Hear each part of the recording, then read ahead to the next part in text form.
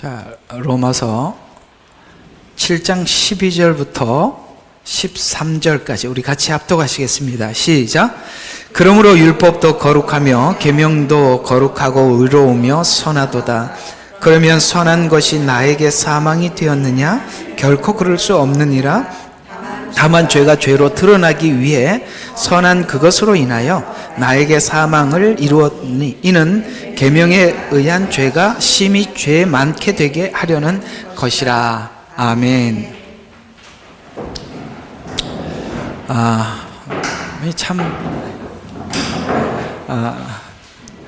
토요일이 되면 이게 마음이 무겁기도 하고 굉장히 가볍기도 하고, 가벼운 쪽은 왜 가볍냐면, 오늘 이 준비한 말씀을 함께 나눌 수 있다는 이렇게 가슴 벅참이 이렇게 토요일 날은 책상에 앉아서 씨름하는 게 아니라 기대 반, 걱정 반이 도리어 책상에 앉아있지 못하게 마음이 무겁기도 하고 가볍기도 하고, 이 두 가지가 막 공존하는 것 같아요. 나눠야 된다는 기쁨도 있지만 이 어려운 것을 어떻게 쉽게 설명하나라는 무거움도 있어요. 이게 이제 토요일 날 보내는 시간들인데, 은퇴하신 목사님, 좀 친한 목사님이 있어요. 물어봤어요. 목사님, 은퇴하니까 기분이 좀 어때요? 그러니까 그 가벼움을 이렇게 설명을 하시더구만요. 제가 토요일 날 낚싯대를 들이우고 밤에 낚시를 했어, 이렇게 이야기하시더라고요. 그래서 토요일 날 낚시할 마음이 어디 있겠습니까, 목사님들이. 은퇴를 하니까 내가 그걸 할 수 있다는 게 신기했다는 거예요. 토요일 날 내가 세상에 낚싯대를 들이우고 여기 앉아 있다니 상상도 할 수 없는 일인데 은퇴를 하니까 되더라, 이렇게 이야기하더라고요. 되게 가벼운 것 같아요. 오늘 이 내용은 7장에 제가 참 많은 시간을 보내고 있습니다. 이만큼 7장이 무게가 있어서 그래요. 많이 이단이 생긴 것, 혹은 기성교회다고 하더라도 성도들을 묶어두는 것, 유대인들이 아직도 눈이 떠지지 못한 게 7장에서 걸려 있는 거거든요. 그러니까 이 7장에 대한 오해가 수많은 이단을 생성하기도 했고, 7장이 설명하는 이야기를 모르면 우리가 은혜로 진입을 할 수가 없어요. 예를 들어서 은혜라는 방에 들어가려면은 율법이라는 방을 필연적으로 지나가야 되는데, 이 율법이라는 방 안에서 헤매면 은혜의 방문을 열 수가 없어요. 근데 놀랍게도 여기에 묶이고 헤매는 사람들이 굉장히 많이 있어서, 이걸 여기 묶여버리면 열처녀 비유가 그 묶인 사람들이 율법 안에서 묶여 있는 상태에서 열처녀 비유를 해석하는 것과, 또 하나 달란트 비유를 해석하는 걸 보면 이 사람이 율법 안에서 복음을 풀고 있구나, 은혜 안에서 복음을 풀고 있구나에 따라서 이 해석은 완전히 반대 길로 가게 되게 돼 있습니다. 이럴 만큼 다른 겁니다. 그걸 설명해 주고자 애를 쓰는 게 로마서 7장이에요. 그러니까 여기에 많은 시간을 보낼 수밖에 없죠. 그래서 이 제목이 참 제일 어려운 것 같아요. 몇 번 수정을 했거든요. 근데 그냥 율법이 구원을 이렇게 하고 더 이상 할 말이 없어서 그래요. 그래야 좀 볼 것 같아요. 너무 좀 이야기를 좀 이렇게 해서 좀 보시라. 율법이 구원을 못 줬다는 거야. 그래서 좀 보라는 거죠. 어쨌다는 건지 설명을 한번 해볼게요. 자, 로마서에 이런 표현들이 많이 나와 있다는 거.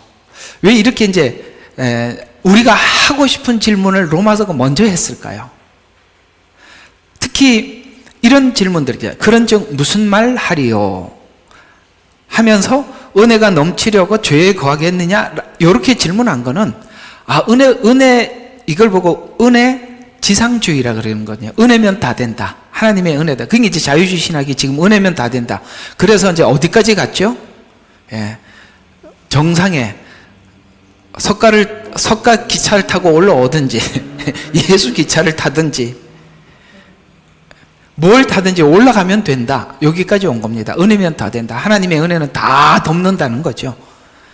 여기 입에서 막 가물가물하죠. 그럴 것 같으면 왜 여기 나와 있어요? 예? 그럴 필요가 뭐가 있겠어요? 그러면 왜 이렇게 기독교인들을 왜 이렇게 순교했어요? 한번 물어봅시다.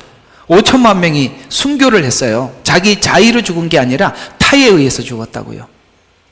그럼 그 사람들이 바보입니까? 우리 인간이 얼마나 악하냐면 은혜를 주고 나면 은혜라고 설명을 하고 나면 이렇게 만들어 버린다는 거예요. 제가 지금 말씀드린 이렇게 사람들이 이해를 하더라는 거예요. 그래서 야, 은혜면 다 되니까 죄를 마음대로, 그러니까 이제 뭐 죄가 많은 곳에 은혜가 임했다니까, 그러니까 우리가 은혜를 많이 받으려면 더 많이 죄를 지으면 되겠네? 이러는 게 인간이더라는 거예요. 참 나쁘지요.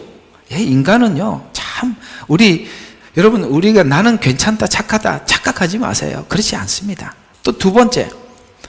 그러면은, 네가 죄인이라고 하니까 율법이 죄래. 또 이렇게 하더라는 거예요. 참 나쁜 놈들이죠. 생각해보면 진짜 나빠요. 내가 죄인이라고 율법이 가르쳐 주고 그걸 알려주려고 했는데 내가 문제가 아니라 율법이 죄다. 요게 무슨 말이냐면 딱 제가 그대로 요 말의 질문은 어디로 가보면 이게 다 에덴 동산의 그 상황이에요. 그러면 아담아 어디 있느냐라고 물었을 때 그럼 아담이 사실 그렇게 해야 되겠다. 내가 벗었으므로 부끄러워하여 숨었나이다. 이렇게 말을 해야 돼요? 아니면은 제가 먹지 말라는 선악과를 제가 먹었습니다. 이렇게 해야 돼요. 두 번째 이야기는 내가 벗었으므로 숨었나이다라는 말은 그건 다 다음 이야기고 먼저 해야 될 이야기는 제가 먹지 말라는 것을 먹었습니다. 라고 말하는 게 정상이죠. 맞잖아요. 생각해봐. 그렇게 해야 정상인데 내가 이걸 먹었습니다 라는 말보다는 그냥 자기 벗은 상태, 자기 상태만 본 거지. 그 얼마나 이기적이에요. 하나님은 아무 안중에도 없는 거예요. 그래서 먹지 말라, 먹는 날에는 죽으리라가 우리는 지금도 그렇게 생각해야 돼요. 왜 그걸 두었냐? 왜 먹는데 안 말렸냐? 이렇게 자꾸 가지. 이게 지금 아담에게 나타난 상황이 어떤 식으로 아담에게는 나타났냐면은 왜 먹었냐라고 물었을 때 죄송합니다. 제가 먹었습니다. 라는 표현을 하지 않고 어떻게 말했죠? 당신이 준 하와라 그랬습니다. 하와라고 말하지도 않았어요. 당신이 줬다는 거예요. 누구에게 책임을 돌리고 있어요? 하나님께 돌리잖아요. 똑같아요. 왜 그걸 선악과를 만들어 놨냐? 이 말이 똑같이 여기 들어가 있는 거예요. 그걸 왜 만들어 놨냐? 나는 원래 먹을 마음이었는데 쟤는 또 왜 보내가지고 이런 악한 하와를 보내서 나를 먹게 만들었냐? 이렇게 지금 그러니까 하와인데니까 또 하와는 뭐라 그러냐면 죄송합니다 이렇게 표현한 게 당신이 만든 이게 뱀이라는 거예요. 이게 전부 다 누구한테 돌아가는 거예요? 다 하나님께 돌아가는 거예요. 그러면 먹지 말라 먹는 날에는 죽으리라라고 말한 이것이 전부 다 내가 잘못했습니다가 아니라 왜 먹지 말라고 했냐 이거야. 이렇게 가더라는 거예요. 이 말이에요. 율법이 죄냐? 하나님이 먹지 말라고 한 게 죄냐 이 말이에요. 근데 정상적으로 율법이 작동을 하면 율법이 죄가 아니라 내가 뭐가 들어와도 그러니까 무슨 말을 하도 내가 더러우니까 내 안에서 섞어서 더러운 것이 만들어져 나가더라. 이걸 율법이 가르쳐 준 거잖아요. 율법은 선한데 내가 나쁘니까 뭘 받아도 나쁘더라는 거예요. 나는 이렇게 우리 사람들하고 대화를 해보면 이게 생각이 이상한 사람들이 있어요. 그죠? 그 무슨 말을 해도 이상하게 들어. 그래서 말을 할 수가 없어.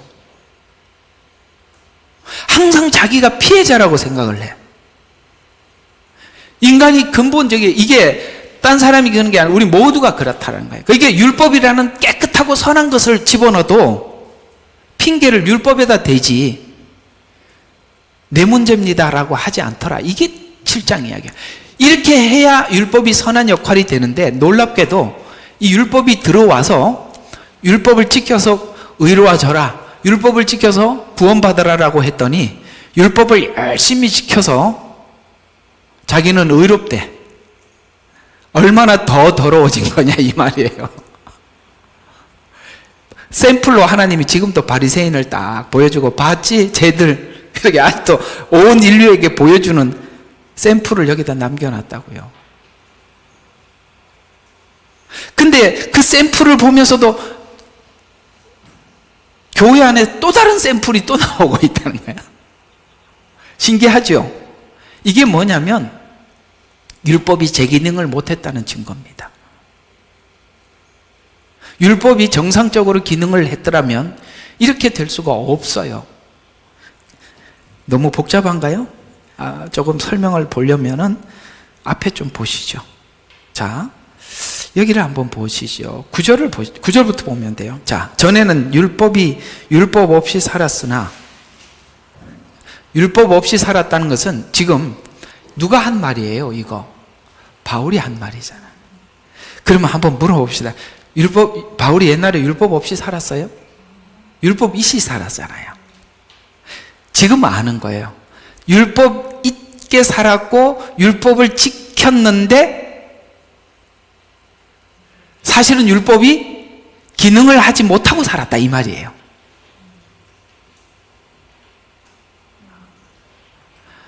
설교자는 여러분보다 조금은 나야 설교를 하니까 이해가 가죠. 예.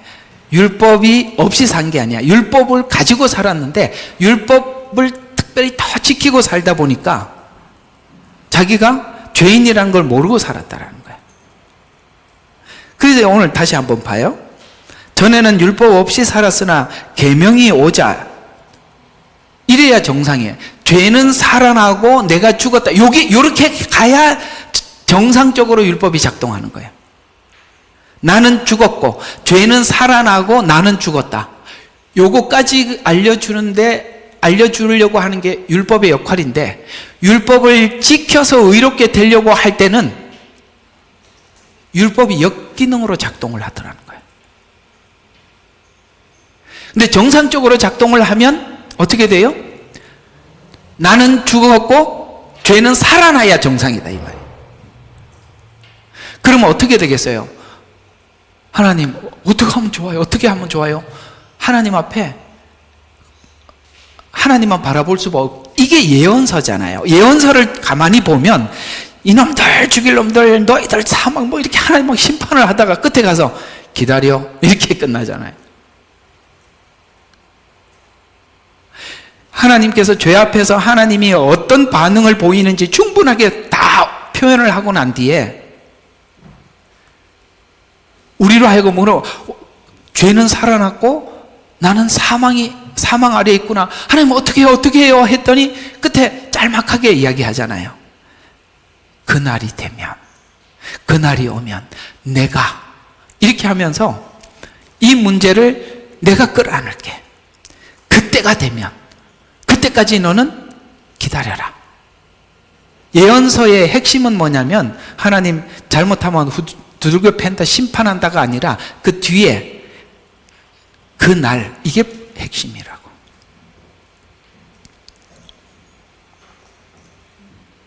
율법이 죄냐? 결코 그럴 수 없느니라. 그 다음에 또 선한 것이 나에게 사망이 되었느냐? 결코 그럴 수 없네. 선한 게 들어왔는데도 악한 게 나간다면, 내 안에만 들어오면 악한 게 나간다면 들어온 거는 선한 거였잖아요. 근데 나갈 때는 악한 게 나가면은 이 안에서 뭔가가 더러운 게 있는 거죠. 그러니까 뭐가 들어와도 악하더라는 거예요.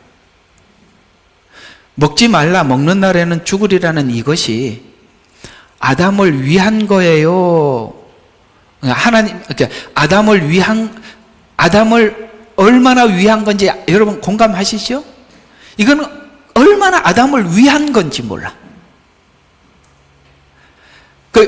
우리를 위해서 준 건데도 어떻게 했어요? 그걸 가지고 내 마음이 꼬여 있으니까, 근데 꼬여 있는데 어떻게 해야 되는지는 모르니까, 방법을 모르니까 누가 가르쳐줘?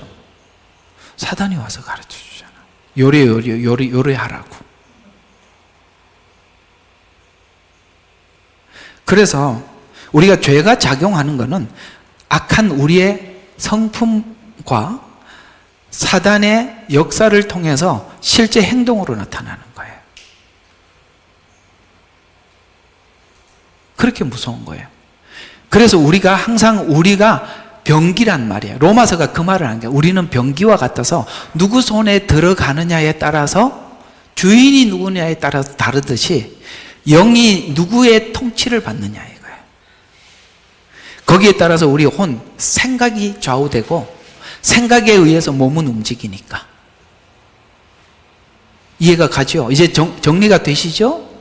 지금 그런 질문들을 우리가 뻔히 할 질문들을 로마서는 먼저 하고 대답을 하니까 감사하죠. 친절하잖아요. 안내 표지판이 얼마나 좋아요. 그죠? 자, 무슨 말이야? 은혜가 넘치려고 죄에 관하냐? 아니야. 이렇게 이야기하고, 또 뭡니까? 율법이 죄냐? 아니, 네가 죄인이야. 선한 것이 사망이 되었느냐? 결코 그럴 수 없느니라. 라는 이런 말들, 역설들이 이렇게 나와 있습니다. 그러면 로마서의 중심 주제가 무엇이냐? 로마서는 지금 뭘 말하는 거예요? 은혜 안에 있는 믿음으로 나아가게 하기 위하면. 믿음은 믿음인데 무슨 믿음? 은혜의 믿음으로 나가는 게 목적이죠. 그러면은 왜 은혜라는 말이, 은혜의 믿음이라는 단어가 들어가 있을까요? 우리는 믿으면 믿음인데 어떤 믿음? 율법 안에 있으면 행위의 믿음이기 때문에 그렇습니다. 그러니까 여기서 이곳을 지나가서 은혜의 믿음에 들어가려면, 자, 아브라함 이야기 속에 보면 하나님께서 하나님이 준 은혜라는 방법으로 온 인류에게 이 복음을 전파해서 너는 복의 근원이 될지라 이렇게 했어요. 그렇죠? 그러면 하나님이 준 방식이라고 했습니다. 그러면 하나님이 준 방식으로 받은 자녀가 이삭이죠. 그거는 아브라함에게도 사라에게도 아무 근거가 없었습니다. 아이를 낳을 수 있는 근거가 없어요. 이게 은혜를 설명하는 가장 최초의 하나님의 방식이에요. 그런데 그걸 기다리는 과정 속에 어떤 문제가 있었죠? 하갈을 취해서. 하갈은 종입니다. 자유하는 여자가 아니에요. 종, 이런 것들은 다 율법을 상징하는 겁니다. 그러니까 아브라함이 종, 사라, 율법을 통해서 자기 방식으로 낳은 자식이 이스마엘이에요. 맞죠? 이스마엘이에요. 그런데 이스마엘을 통해서는 하나님께서 약속을 안 했죠? 근데 놀랍게도 이스마엘과 이삭이 이제 자라자 둘이 갈등이 생깁니다. 율법과 은혜의 갈등이에요. 그 갈등이 생기는, 이게 지금 7장이 그 얘기예요. 내가 주님을 이제 그 다음부터 이야기가 그거거든요. 내가 이제는 주님을 쫓아가려고 하니까 누군가 나 붙잡고 있더라. 어떤 힘이 있더라는 거예요. 옛날에는 율법 안에 있을 때는 나는 아주 완벽한, 율법 안에서 완벽한 하나님의 사람인 줄 알았는데 이제는 이게 율법이 그게 아니네. 은혜 안의 믿음으로 이걸 붙잡아야겠네 했더니 누군가가 나를 붙잡고 있는 힘이 있다는 것을 그때야 감지했다는 거예요. 여러분들이 은혜의 문으로 들어가려고 노력을 하고 율법에서 항복이 되어야 7장의 갈등이 시작되는 거예요. 이게 이스마엘과 이삭의 갈등이에요. 하나님 답을 주시죠. 답을 뭐라고 주셨죠? 이스마엘을 내어 쫓으라. 둘 중에 하나는 끊어야 되는 거예요. 적당히 율법도, 행위도 지키고 믿음도 갖고 혹시나 이거 아니면 저거 붙잡고, 야곱이 그랬잖아요. 둘 중에 하나, 하나님이 딱 끊어내는 시간이 있습니다. 그걸로 이제 이스마엘을 내어 쫓고 드디어 이삭을 통해서 하나님은 복의 기초를 삼습니다. 은혜. 그러니까 은혜라는 이 자리에 가기까지 인간의 사고, 아브라함이죠. 인간의 사고에 따르면 자기 방식대로 그 일을 하더라는 거죠. 이거 나중에 달란트 비유하고 다 할 때 설명을 자세히 해드릴게요. 자, 거기 같이 이야기가 들어가 있는 겁니다. 자, 그래서 지금 로마서가 뭘 말하게? 행위로, 그러니까 선물로 받았다. 노력과 선택의, 그러니까 내 노력이나 내 선택의 결과가 아니라는 거예요, 구원이. 은혜와 선물이고 긍휼이고 하나님의 선물이다라고 설명하고 그걸 설득하는 게 로마서예요.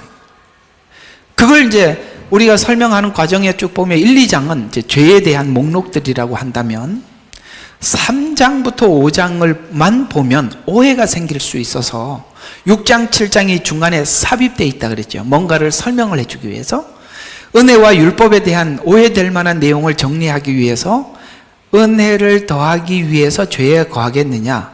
선물로 받았으니 열심을 낼 필요가 있는가?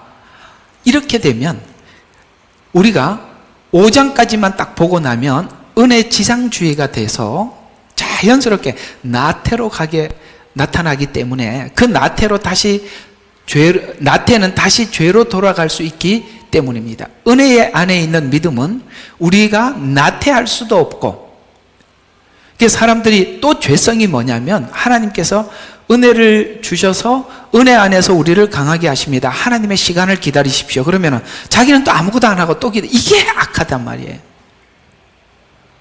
참 나빠. 내가 설교를 해보면 이런 설교를 하면 혹시나 이렇게 알아들을까 봐 말하기가 싫어. 왜냐하면 말을 하고 나면 꼭 그런 사람들이 나타나더라고요. 그러면 안 돼. 진짜 더 나쁜 거야. 남의 하나님의 은혜를 악용하는 거예요. 그건. 그러면 안 돼요.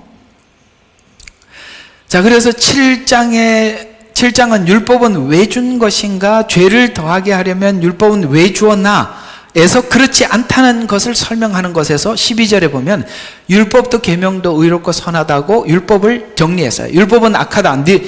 네가 악한 것이 율법은 악한 게 아니라고 이제 정리가 됐어요. 그러니까 그게 선한 것이라는 건 이제 우리가 확인이 됐어요. 그렇다면 이제 우리는 또 이제 이렇게 질문을 하게 돼요. 그러면 그게 선한데 선한 것이 왜 사망을 결과시켰나? 이게 오늘 주제라는 거예요. 선한 것이 왜 사망이라는 결과를 가져오게 하느냐? 자, 율법은 선한데 선한 것이 사망을 만들어냈는가? 죄가 죄로 드러나기 위해 죽게 만들었으니 죄로 심히 죄되게 합니다. 이게 이제 율법의 역할이에요. 그러니까 죄가 죄로 드러나는 것. 그 다음에 그것이 죄는 사망이라는 것. 그 다음에 그래서 결국은 죄가 죄되게 하려고 하는 것이 율법이라는 거예요.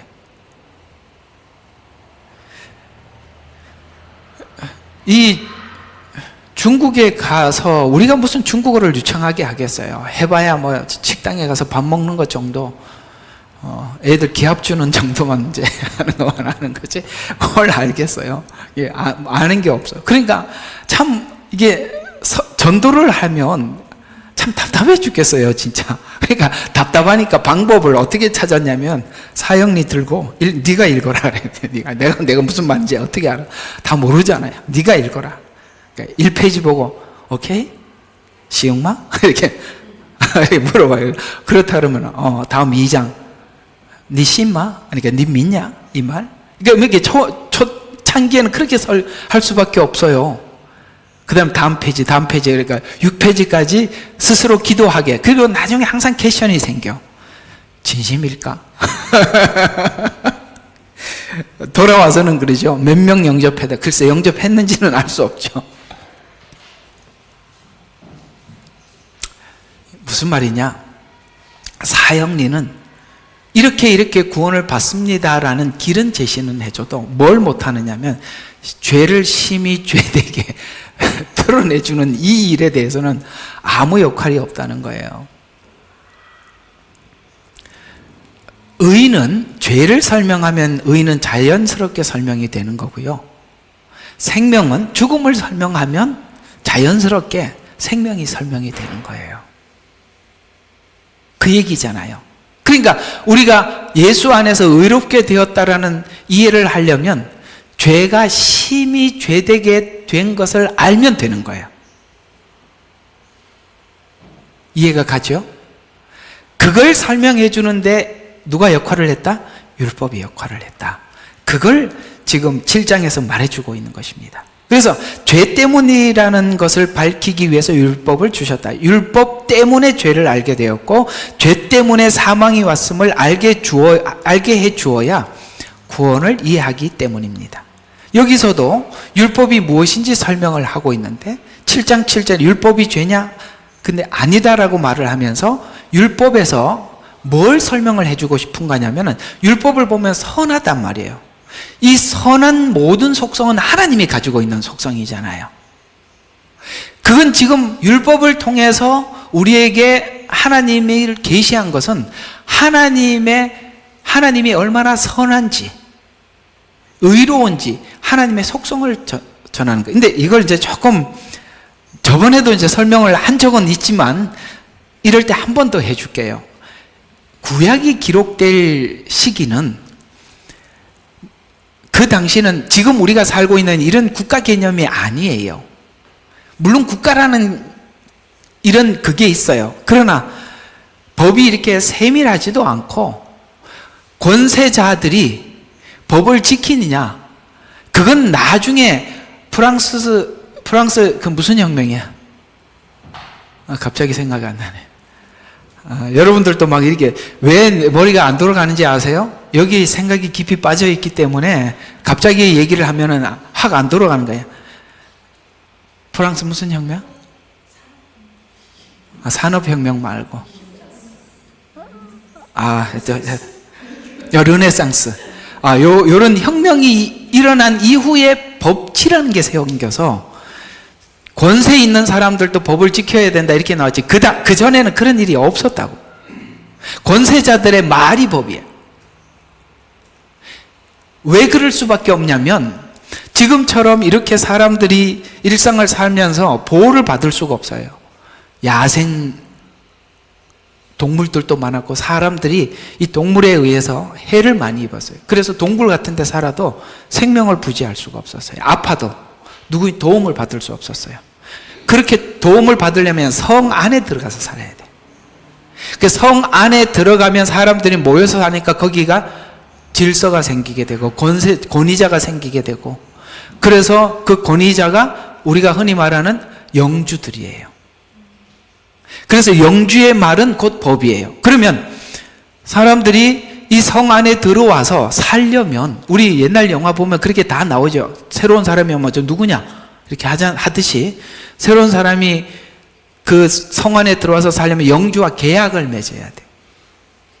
그 계약이 추하기 더럽기 짝이 없습니다. 농사 짓는 몇 %를 성주에게 세금으로 바치고, 옛날에 초창기에는 그 안에 있는 여자들은 전부 다 성주의 여자들이, 누구하고 결혼을 하기 전에도 꼭 성주하고 미리, 아시죠? 이렇게 했다고요. 하나님께서 우리에게 찾아오셔서 계약을 맺으면서 뭐라고 했냐면, 내가 거룩하니 너희도 거룩해라. 그 계약이 성주들과 맺은 계약과 같이 하나님이 계명을 가지고 찾아왔는데, 성주들은 전부 다 불합리한 계약을 했잖아요. 근데 하나님께서 우리와 계약을 맺을 때 십계명을 주시고 피를 뿌리며 계약을 할 때 전부 다 뭡니까? 이 계명들이 거룩한 것들이잖아요. 지금 하나님께서 이 성경을 기록하면서 그 당시 배경으로 보면 하나님이 얼마나 거룩한지를 말해주고 있는 겁니다. 그래서 율법이 죄냐 아니다. 율법에서 뭐가 드러나냐면 하나님의 속성이 드러났는데, 하나님의 거룩하고 선하고 의로운 속성들이 드러나 있어요. 그래서 하나님께서 처음부터 하나님께서 이스라엘을 부르고 계약을 맺을 때 율법을 가지고 계약을 맺으면서 이렇게 했잖아요. 내가 거룩하니 너희도 거룩해라. 그렇죠? 그래서 나는 너의 하나님이 되고, 쉽게 말해서 영주, 나는 너희의 하나님이 되고 너는 내 백성이 되리라. 영주 안에, 그 성 안에 통치받는 백성, 같은 개념이라 이 말이에요. 그래서 하는 것은 하나님과 교제하며 함께 해야 할 사람들이 가져야 될 최소한 기준, 나 외에 다른 신을 섬기지 마라. 이해가 가죠? 그런 쭉 계명들이 하나님과 우리의 계약을 맺으면서 얼마나 하나님이 그 속성이, 왜냐하면 영주들이 새로운 사람 백성하고 계약을 맺을 때 자기가 법이니까 자기가 원하는 거 다 적었을 거 아니에요. 지금 하나님은 우리하고 계약을 맺으면서 하나님이 원하는 걸 적었는데 딱 보면 전부 다 거룩한 성품들이에요. 그런 이야기들입니다. 그래서 하나님과 교제하며 함께 살아야 할 사람들이 가져야 할 최소한의 수준을 제시하면서, 그래서 율법은 우리 안에 들어와 죄인임을 드러내는 역할을 할 수밖에 없어요. 왜요? 우리는 지금 하나님의 그 거룩한 속성과 수준에 전혀 미치지 않는 사람들이, 그러니까 하나님께서 내민 이 계약, 이걸 우리가 딱 받아보는 순간 우리는 어떤 생각이에요? 나는 이 거룩에 전혀 미치지 못하는 성품을 가지고 있구나 라고 우리에게 가르쳐 준 게 뭐예요? 율법이란 말이에요. 그러니까 율법이 오지 않았더라면, 내 안에 내가 죄를 몰랐고 죄를 몰랐더라면 복음이 빛을 발하지 못했을 것입니다.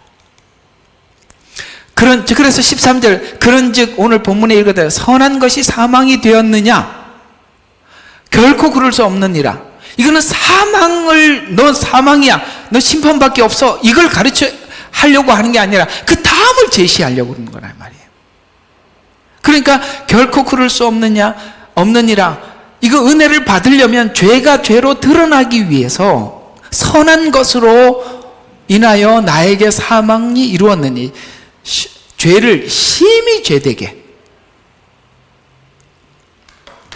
이게 첫째 아들, 둘째 아들 비유가 거기서 딱 접목을 시켜보면, 첫째 아들은 자기가 의롭다고만 생각하고 있지, 아버지께서 주시는 그 아래서 받는 혜택과 은혜에 대해서 아무것도 모르고 사는 거예요. 둘째 아들은요, 다 해봤잖아. 그죠?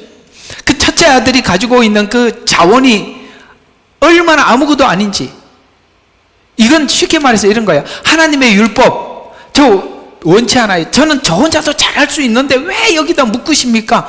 저 혼자 잘해볼게요 하고 나간 거예요. 이게 에덴 동산에서 선악과 따먹은 동기가 뭔지 그 심리적으로 설명해 주는 거예요. 자유를 준 거예요. 사랑은 자유 안에서 교감이 되는 거예요.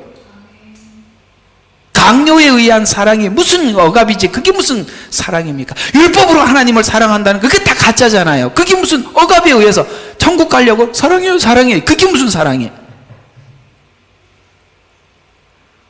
사랑은 상대방에게 완전한 자유 속에서 진심으로 고백되어야 그게 만남이 이루어지는 거예요. 그걸 하나님께서 자유 안에서 주었잖아요. 그래서 그 자유의지, 나는 내 자유의지로 얼마든지 다 할 수 있다고 생각하고 스스로 그 자유의지 안에서 삶을 살았더니 완전히 소진돼. 율법의 역할이, 둘째 아들이 나 여기서 죽게 되었구나, 이렇게 생각해야 정상이다 이 말이에요. 에? 내 안에 선한 것이 하나도 없다는 것을 확인하는 자리, 그게 율법이라고요. 완전 소진이 되어서 그때서야 생각을 하게 되죠. 아버지 안에 있는 그 법이 얼마나 완전한지, 그것이 얼마나 진정한 자유였는지 깨닫고 돌아가서 종의 하나로 받아주셔서, 아버지는 무슨 일을 하고 돌아와도 아들은 여전히 아들인 거예요. 너무 감사해요. 그죠? 우리는 여전히 하나님의 아들이에요. 반지를 끼워줬다는 것은 결정권을 준 겁니다. 여러분 아시죠? 옛날에 왕들이 무슨 할 때 인장을 해갖고 찍듯이 아버지의 권한을 가져야 돼. 요게 예수님이 하신 말이에요. 전에는 너희가 내 이름으로 아무도 구하지 아니하였으나 그러나 구하라. 그러면 받으리니 너희 기쁨이 충만하니라. 반지 낀 거예요. 내 이름으로 딱 인장이, 예수 이름으로 딱 인장을 찍는 거예요. 신을 신겼어요. 무슨 뜻일까요? 종의 하나로 보소서. 종들은 그 당시 신을 신지 않았어요. 신을 신겨줬다는 것은 아니야, 아들이야. 옷을 입혔어요. 신분을 바꿔준 겁니다. 하나님과 둘 사이에서만 이게 있으면 안 되니까 사람들을 불러 모아서 공개해버린 겁니다.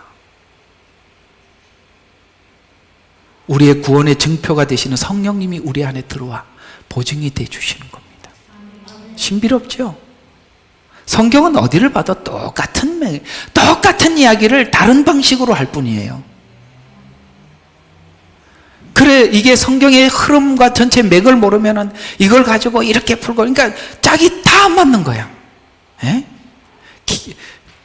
기어를 가지고 왔는데, 기어 알죠? 이렇게 맞물려. 그러니까 어떤 거는 큰 거 가지고 오고, 어떤 건 작은 거 가지고 오고, 어떤 거는 막, 세모 기어 가지고, 여기 맞춰니까 안 맞으니까 막 억지로 막 풀고, 막 정신이 하나도 없는 거예요.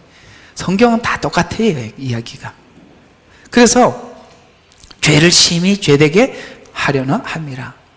복음을 가르치고 전파할 때 벽이 되는 것은 죄에 대한 개념이에요. 이 부분에 대한 이해가 율법 안에서 딱 설정이 되어 있으면 이 복음을 설명하기가 엄청 쉬워요. 근데 하나님께서 둘째 아들한테 복음을 전하면 얼마나 쉽겠어요? 1시간이면 끝나겠죠? 첫째 아들은 붙잡고 아무리 설명을 해도 안 돼.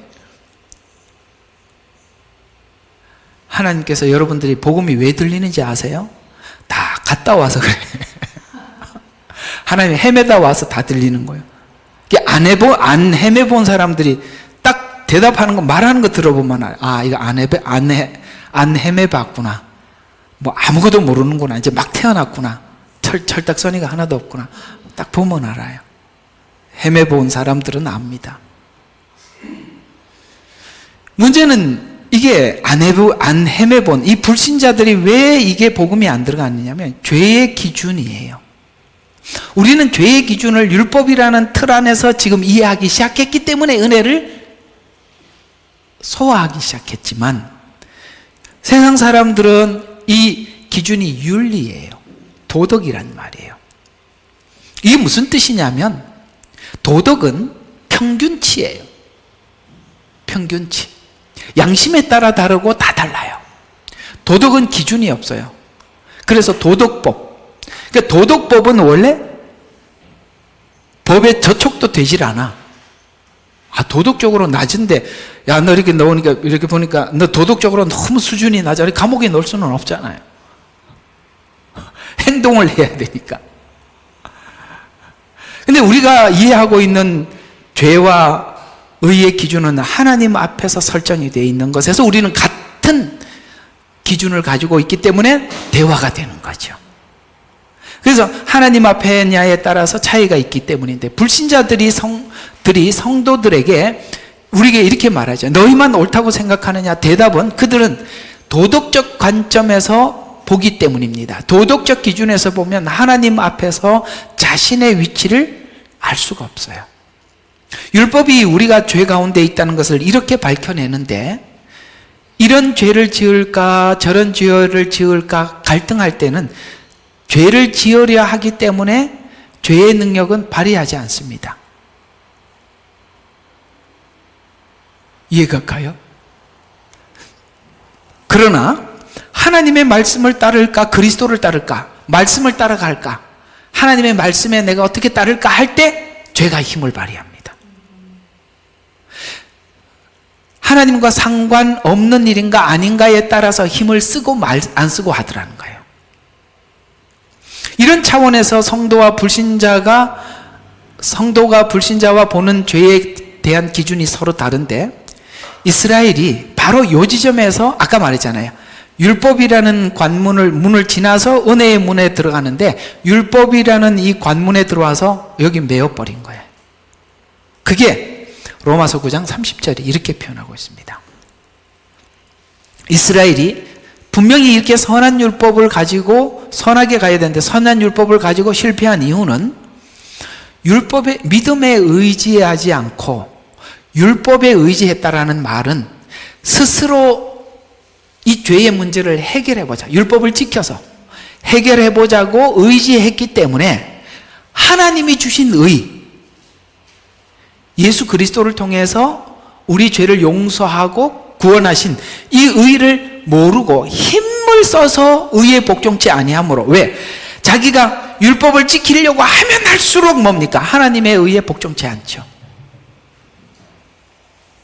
그렇게 복종치 않음으로 자기 자랑을 위해서 율법을 동원하는 바람에 율법의 기능이 오늘 로마서가 말하는 대로, 7장이 말하는 대로 작동하지 않아서, 이게 무슨 뜻이냐면 율법이 율법으로 작동할 때와 율법이 은혜로 작동할 때가 다르다 이 말이에요.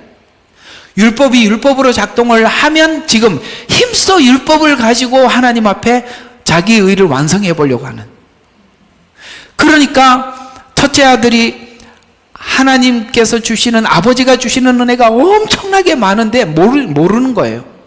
그러니까 첫째 아들이 뭐라고 이야기하느냐면 이렇게 말을 하잖아요. 내가 지금껏 한 번도 어김이 없는데, 요것만 있어요. 근데 어김이 없는데 얼마나 위선자냐 이 말이에요. 여러분 있잖아요. 달란트 비유하고 열처녀 비유는 마태복음 23장인가 하고 연결이 되어 있어요. 그 위선자들, 바리새인들의 위선을 적나라하게 기록한 거예요. 그러면서 어리석은 바리새인들이, 이 어리석은 자들이라고 표현하고 있는 이 어리석음이 그대로 미련한 9, 5 처녀의 그 어리석음이 그대로 연결이 된단 말이에요. 율법으로 의롭게 되려고 하는 거. 그렇게 되다 보면 절대 의를 갖지를 못하니까 상대적인 의를 갖게 하죠. 율법은 그래요. 행위로 난 행위는 항상 비교 대상이 있어야 돼. 그렇기 때문에 행위의 의는 절대 의를 소유할 수가 없다 이 말이에요. 그래서 상대적인 의를 이해하고 있었던 바리새인들의 말이 이걸 증명을 하고 있는 거예요.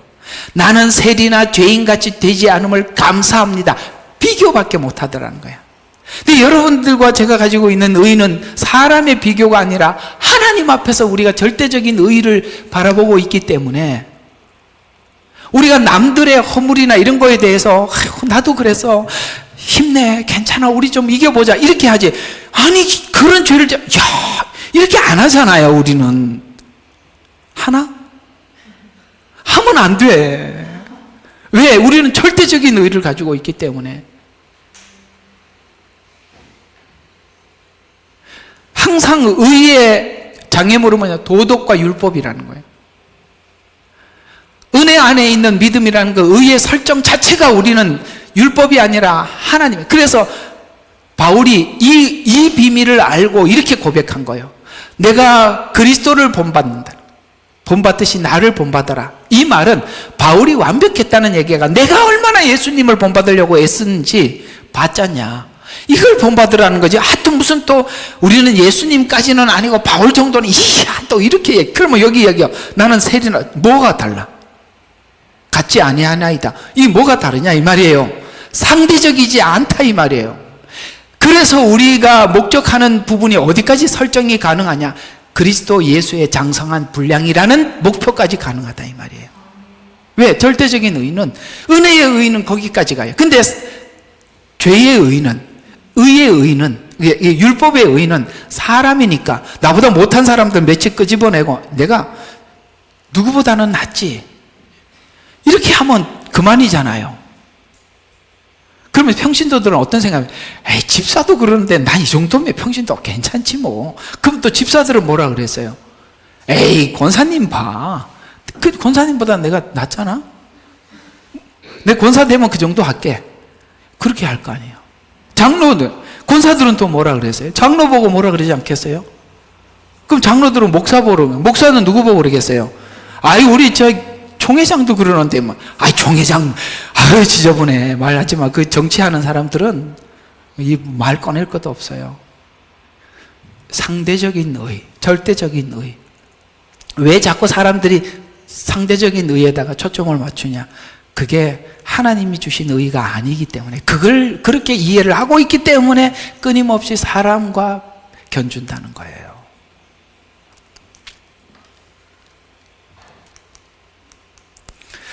로마서 7장은 또 율법의 기능을 이렇게 연결해 나가고 있는데, 와, 율법에 대해서 항복을 했어요. 그래서 그 이야기가 절망, 어떻게 이렇게 끝나는 게 아니라 다음 이야기 때문에 절망이라고 이야기하고 있다는 것이죠. 자, 죄에서 빠져나오려고 하자. 이제는 알았어요. 내가 율법 안에서 할 때 자유자가 아니라 종이었구나 라고 알고, 여기서 이제 빠져나오려고 하다가 뭔가가 나를 뒤에서 딱 붙잡고 있더라는 거예요. 이게 15절 이야기예요. 내가 원하는 것은 하지 않고, 이제 이쪽을 알았어요. 이게 은혜의 의로 가려고 하는데, 이게 내가 원하는 거야. 이제 이쪽으로 가려고 하는데, 내가 원하는 것은 하지 않고 오히려 내가 미워하는 것을 행하는 나를 보는 거예요. 그래서 율법이 등장해서 율법이 요구하는 삶을 살려고 하자.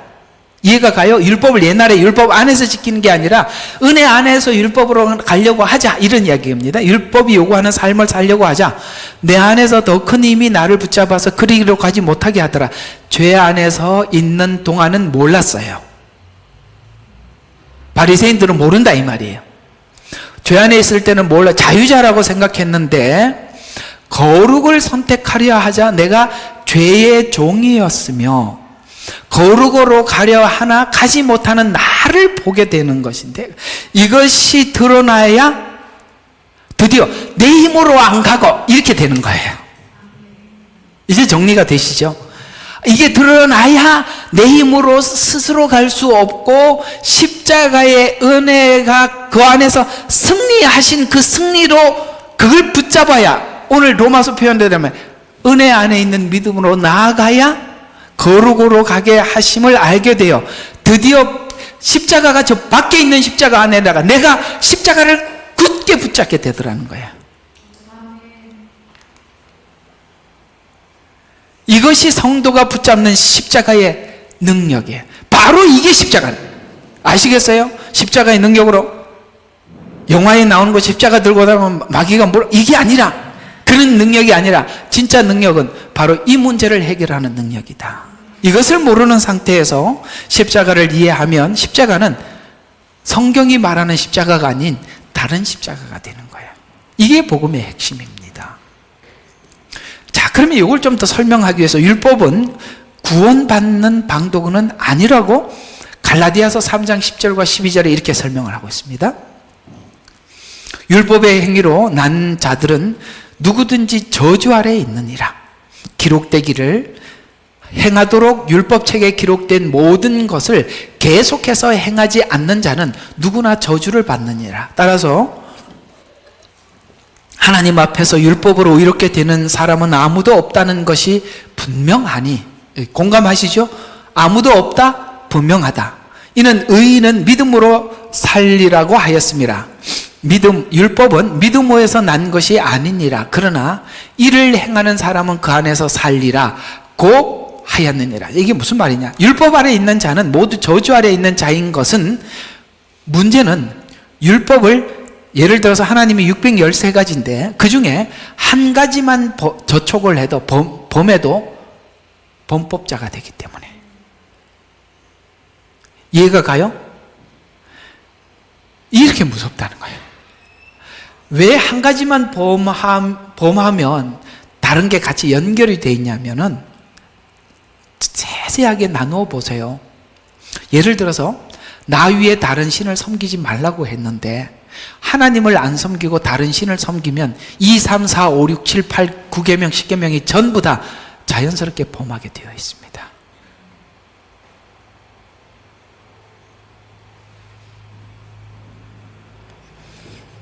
그렇다면 그런 줄 아세요? 어떻게 다 설명을 하겠어요? 자, 항상 율법 모두를 지킬 수 없을 뿐만 아니라 한 가지도 지키지 못한다는 걸 우리에게 가르쳐 준 거예요. 그러니까 여러분, 이제는 우리는 도저히 할 수 없는 상태. 만약에 에덴에서 그걸 설명을 하고 있어요. 다 누리고 한 가지만 하지 말라 그래도 우리는 해보고 싶더라. 애들한테 뭐 하지 말라는 말을 하는 것도 무서워요, 그죠? 애들이 하지 말라는 걸 딱 해놓으면 호기심을 가져. 언젠가 없을 때 꼭 해보고 싶다. 왜 하지 말라고 하는가? 거기에 뭔가 비밀이 있는지 발견하고 싶다. 나는 호기심 많아. 이렇게 하면서 하지요. 그러니까 거기에 대해서 뭔가 의심쩍은 게 있었어요. 근데 그걸 어떻게 해야 되는지는 몰라. 근데 문제는 누가 있어? 마귀가 있어. 마귀가 와서 꼬시는 거야. 살살 말해줘. 이러면 되는구나 하고, 마귀가 또 다른 쪽으로 이해를 시켜줘.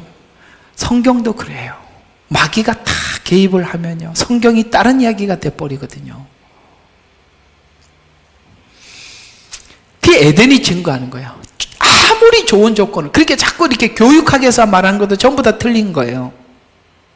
좋은 조건이, 내가 지금 이렇게 사는 거는요, 제가 이것만 해결이 되면 이렇게 하지 않아요. 웃기지 마세요. 그거 해결해도 안 됩니다. 여러분, 이 세상에서 제일 많이 해결된 사람이 누구라고 생각하세요? 뭘 생각해 봐요. 아마 세상에 권세를 가진 사람들, 아마 우리 이 지구상에 기업에 100대 기업 안에 들어가는 사람들, 세상에 뭐 부러울 게 있겠어요? 안 그래요? 아마 내 생각에는 푸틴이 트럼프보다는 나을 거예요. 독재를 하고 있잖아. 오랫동안 하잖아. 트럼프는 때가 되면 물러나야 되잖아. 이런 걸, 세상의 모든 걸 다 권세를 얻었어요. 못할 게 뭐가 있겠어요? 가서 물어보세요. 충분히 만족하냐? 뭐라고 이야기할 것 같아요? 그럼요. 저번에 얘기하는 거 들었죠? 푸틴하고 시진핑하고, 야, 우리 150세까지 산다고. 그 다음 고민은 하나님이 설정해 놓은 죽음이에요. 그건 해결할 방법이 없는데, 그걸 어떻게 해결할 방법이 없나? 진시황이 고민했던 거하고 똑같은 고민을 하는 거예요. 하나님이 그래서 인생을 공평하게 하신 거예요. 네. 여러분, 참 우리가 시장이 반찬이라고, 반찬이 아무리 맛이 없어도 배고픈 상태에서 밥 한 그릇 먹는 게 얼마나 맛있습니까? 그죠? 배부른데 또 먹으라고 갖다 주고 또 먹으러 갖다 주면 그거 고통스럽죠. 아무리 맛있으면 뭐하냐 이 말이에요. 저 부자들이 우리가 생각도 못하는, 상상도 못하는 걸 먹을걸요? 맛있지 않아요. 우리는 김치 하나 갖다 놓고도 배고프면 맛있어요. 하나님이 삼시세끼 똑같이 먹게 했고요, 이 배의 한정도 아무리 배가 불러봐야 거기서 거기요. 그렇게 하나님이 인생을 공평하게 하셨어요. 인생의 연한도 정해 두셨고, 새끼도 똑같이 먹게 했고, 행불행도, 돈 있는 사람들도 자기 자식 병들고 정신적으로 문제 있으면 고통스럽듯이 하나님이 정해놓은 이 룰을 인간이 넘어갈 수가 없는 거예요. 그래서 하나님은 공평한 거예요. 우리는 자꾸 좀 없는 거 가지고 공평하다, 불공평하다 그러는데, 여러분 그런 것만 생각하지 말고 얻은 걸 생각해봐. 여러분들 이렇게 보면 그래요. 우리 은정자매 이렇게 애들 이렇게 셋이 키우느라고 얼마나 힘들어. 근데 내가 얼마나 감사한지, 건강하니까. 나는 놀랐어요. 이 엠마 있잖아요. 한 손으로, 여러분 우리 사모님은 상상도 못하는 이야기입니다. 나는 이렇게 들고 막 아무 생각 없이 봤거든요. 애를요 한 손으로 들고 마음대로 한 손으로 자기 일 다 하고, 야, 내가 그래서 하나님 감사합니다. 저렇게 건강하죠. 약골이 저 애들 셋이 키우면 어떻게 키웠겠어요. 참 감사해요.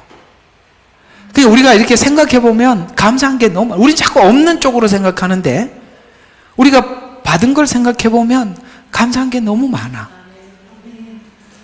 우리는 자꾸 이렇게 뭔가 개선을 하고 채워지면 괜찮을 거라고 생각하지만 인간은 그렇지 않다는 거 에덴에서 봤잖아요. 그래서 우리가 이런 것에서 자꾸 이런 것을 우리가 고민하고 그 한계를 느끼고 나 악하구나 이런 걸 자꾸 하나님이 알게 해주셔서 그 다음 이야기를 하고 싶은 거예요. 그게 갈라디아서 3장 3절부터 14절을 그냥 이렇게 압축해서 설명하면 그 얘기예요. 이 이야기하고 난 뒤에 너 이렇게 스스로 못 나오잖아 라고 계속 하고 난 뒤에 그리스도를 집어넣기 시작하는 거예요. 나무에 달린 자는 누구나 저주받은 자라. 이는 아브라함의 복이 이방인에게 미치게 하려 함이라.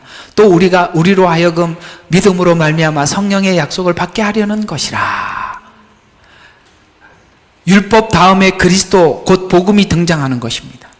갈라디아서 3장 15절과 18절에 이제 이어서 보면은 사람의 관례대로 말하느니 사람이 언약하고 확정하고 나면 아무도 폐기하거나 덧붙이지 못하느니라. 이는 이제 그 약속들을 아브라함과 그 씨에 하게 하신 것인데 많은 사람을 가르쳐 씨들이라고 하지 않고, 이게 씨들 그러면 복수인데, 근데 이상하게 이 복수가 한 사람을 가르쳐 너의 씨라고 하였으니, 그 말, 이 무슨 말이냐면 씨들이라고 하면 어떤 아브라함에게 너를 통해서 천하 만민이 복을 받으리라는, 그 천하 만민은 씨들이라는 복수가 맞아요. 근데 이 씨들을 설명을 할 때 씨들이 한 사람 단수로 가더라는 거야. 그러면 아브라함도 한 사람이고 아브라함에게 언약을 받은 후손인 예수님도 한 분인데, 한 분이 왜 이렇게 하면 예수님이 죽어서 씨앗을 남겨 그 씨들, 그게 우리들이잖아요. 이게 문법적으로는 안 맞는 건데 하나님 안에서는 가능한 거예요. 삼위일체가 어떻게 문법적으로 맞아요. 그러나 하나님 안에, 그러니까 이게 우리가 만들어 놓은 이런 것들은 우리 서로 통용하기 위해서 만든, 그건 절대 진리가 아니라는 거예요. 그래서 씨라고 말씀하시, 그는 그리스도라. 그러니까 그리스도가 씨들, 복수용어로 쓰여지더라 라고 말하노니, 하나님께서 그리스도 안에서 미리 확정하신 언약을 430년 후에 생긴 율법이 폐기할 수 없으며, 이건 나중에 좀 깊게 설명을 할게요. 그 약속을 무효화할 수 없느냐. 뭐부터 먼저 약속해? 아브라함에게 은혜의 언약을 먼저 해놓고, 그 다음에 조건의 언약은 430년 후에 모세에게 줬다는 거예요. 그럼 먼저 언약한 게 모세 언약이 먼저예요? 아브라함 언약이? 아브라함 언약이 먼저죠. 그러면 먼저 이렇게 언약을 해놓고 후에 나온 이 모세의 언약이 앞에 언약을 폐기하느냐? 그게 폐기할 수 없다, 이 말이에요.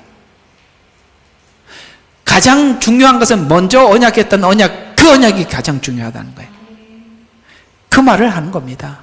그것을 아브라함을 통해 주신 것이라.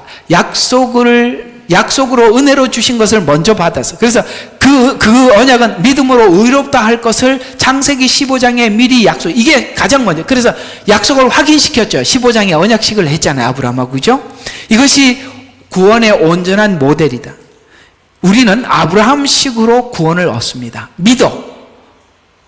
약속으로 구원을 얻는 것. 여기는 내 근거가 없다는 거죠.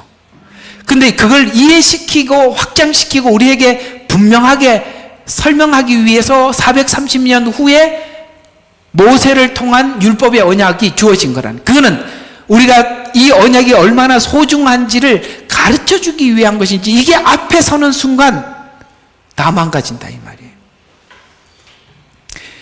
이미 믿음으로 구원을 약속했다면 율법은 그러면 왜 주었냐?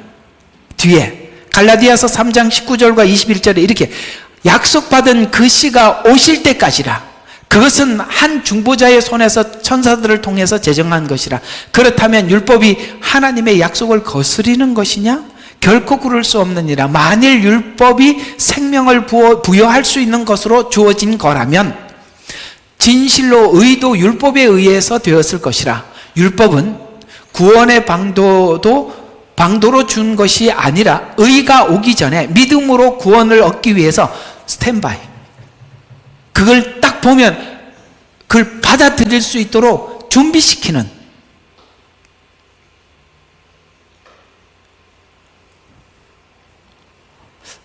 이 처음부터 이해가 가요? 네. 그게 오면 딱 알아봐야 될 거 아니에요. 여러분이 예수님을 믿는데 두 단계가 있어요. 첫 번째 뭐냐면 완전히 세상에 살다가 주님께 돌아오는, 칭의를 얻을 때 하나님께서 죄인이라는 걸 깨닫게 해주는 이 죄인은 그냥 죄인 그 자체 죄인이에요. 칭의를 얻을 의가 두 번 있어요. 한 번은 칭의 성화거든요. 그 칭의를 얻을 때는 내가 세상의 죄 가운데 살다가 예수님 보혈로 의롭게 되는 거예요. 그때 하나님이 죄인이라는 걸 가르쳐주는 죄가 있어요. 두 번째 가르쳐주는 죄가 있어요. 그게 뭐냐면 칭의를 얻고 난 이후에 자기 의가 충만했을 때 하나님의 의가 더듬혀지는 요 상태, 지금 그걸 설명하고 있는. 우리는 자꾸 밖에 있다가 뭐가 갑자기 소리가 나서 잠깐만요. 이걸로 하면 되겠어요. 됐어요. 자, 이걸로 잘 들리죠? 예. 세상에 이게 배터리가 다 된 줄 모르고 하고 있었네. 잠깐 이걸 좀.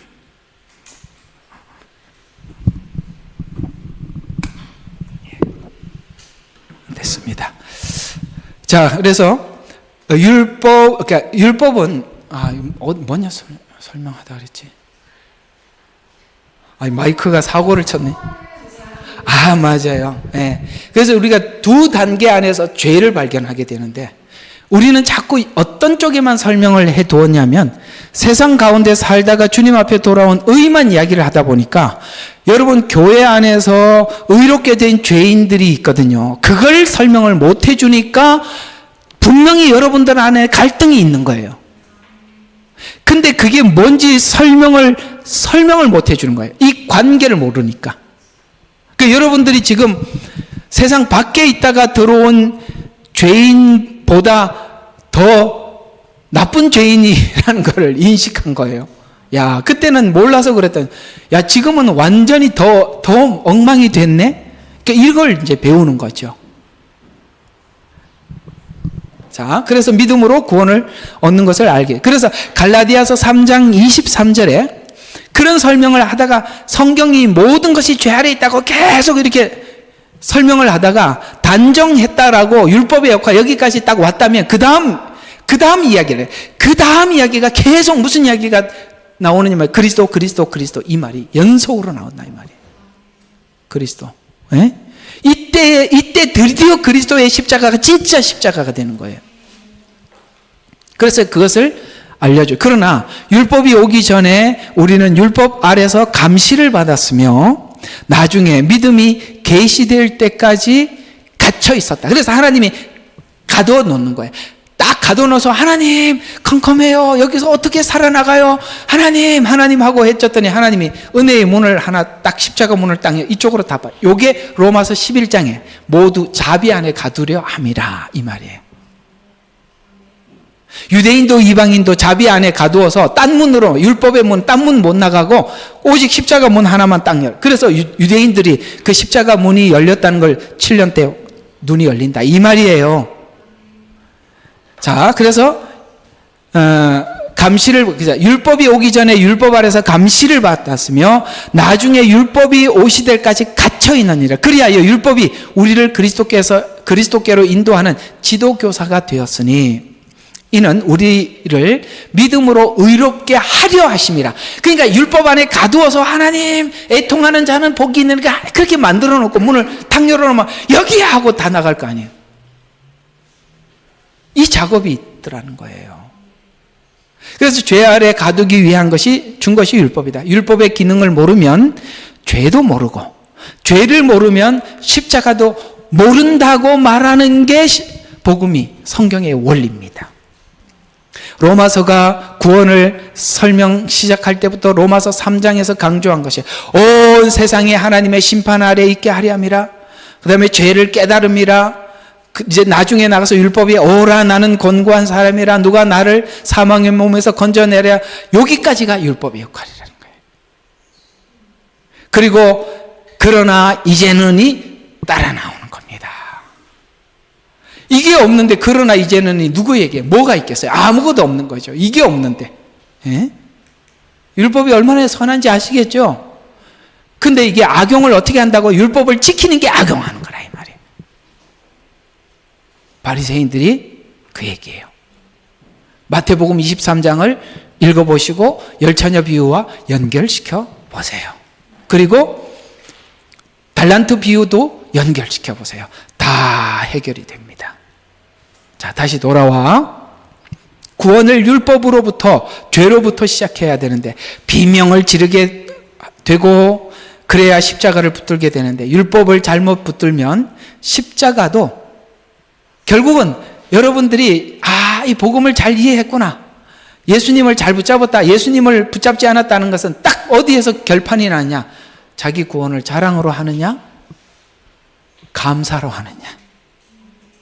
거기서 생활 모습에서 보면 요거는 구원의 근거를 자기가 가지고 있구나, 율법주의구나, 이 구원을 은혜로 충분히 소화하고 있구나, 감사로 가는구나. 여기서 그래서 성경이 제일 무서워하는 게 뭐라고요? 자랑치 못하게 하려 함이라. 이게 포인트예요. 결론입니다.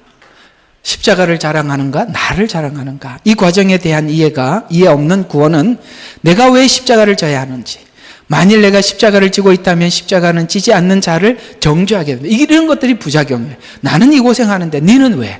너는 뭐야? 나는 이렇게 하는데 너는 왜 이렇게 안 따라줘? 이렇게 가는 것들이 전부 다 아직 뭔가 모르는 겁니다. 또 십자가를 지신 예수님의 십자가도 원망하게 되는데, 사람을 원망할 뿐만 아니라 예수님도 원망하게 되는데, 하나님도 왜 십자가에서 안 내려오셨나? 그것들 다 때려 부수고 베드로가 기대한 것처럼 그런 나라 만들고 말지, 왜 죽으셨나? 이런 것들이 전부 다 자기 책임이 아닌 상대방에게 돌리게 되는 거예요. 복음이 앞에 서면 불행하고 억울하게 살아도 억울하지 않는 자가 성도예요. 그것이 나에게 내가 더 십자가를 더 움켜쥐게 만들고 간절하게 만든 고마운 일이다. 그 사건들 내가 없었더라면, 한번 생각해봐. 여러분들이 막 삶의 여정을 생각해보면 그거 없었더라면 난 분명히 지금 룰루랄라 밖에서 좀 뭐 하고 있을 거야, 이 생각 들지 않으세요? 벌써 그냥 여기 왜 와 있어요? 이게 교회는 다 죽을 지경인 사람들만 끌어안고 살아서 참 힘들어요. 하나님의 거룩하심 앞에서 거룩해져서 칭찬과 사랑 속에 설 수 없다는 것은 가장 가치 있는 것으로 우리가 여기게 되고, 인생의 목숨으로도 바꿀 수 없는 율법이 깨닫게 해준 진리입니다. 이것이 바로 율법의 기능입니다. 그래서 결국은 율법이 이 은혜를 굳게 붙잡게 돼요. 우리 생애 속에 십자가를 가장 가치 있게 만들어서 세상에 어느 것도 나눌 수도 없고 바꿀 수도 없는 그런 가치 있는 것으로 율법이 만들어냈다면, 율법은 정말 역할을 잘한 것이고, 나는 아직도 율법으로 하나님 앞에 의롭게 될 수 있습니다 라고 굳게 붙들고 있으면 우리는 뭔가 잘못 붙잡고 있는 것이다 라고 성경은 말씀하고 있습니다. 오늘 이 말씀이 여러분들에게 또 궁금해했던 어떤 부분들에 좀 시원한 해결이 되시기를 주의 이름으로 축원합니다. 기도하겠습니다. 하나님 아버지, 은혜를 감사하고 또 감사합니다. 오늘도 저희들에게 귀한 말씀을 주셔서 은혜 주신 하나님 찬양합니다. 우리 구원이 자랑이 되지 않고 그저 감사와 감격이 되게 도와주셔서 율법이 역기능으로 작용하지 않도록 우리 속에 교만이 율법과 만날 때 죄를 생산한다는 거 잊지 말고 살게 도와주시옵소서. 예수님 이름으로 기도합니다. 아멘. 고맙습니다.